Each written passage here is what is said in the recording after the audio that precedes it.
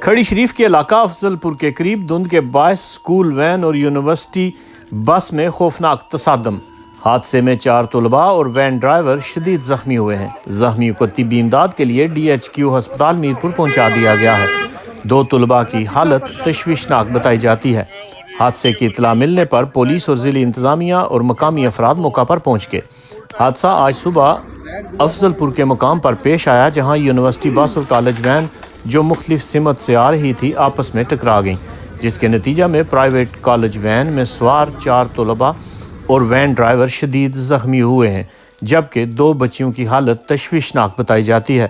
زخمیوں کو طبی امداد کے لیے میرپور ہسپتال منتقل کر دیا گیا ہے۔ حادثے کی اطلاع پر DHO ڈاکٹر فدا حسین ہسپتال پہنچ کے زخمیوں کی عیادت کی اور علاج معالجہ کی ہدایات کی، جہاں DSP فیصل شفیق خاور علی بھی موجود تھے۔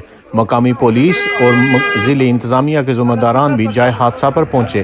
حادثہ کی خبر علاقہ میں جنگل کی آگ کی طرح پھیل گئی، جہاں عوام علاقہ کی بڑی تعداد بھی جائے حادثہ پر پہنچی اور امدادی کارروائیوں میں حصہ لیا۔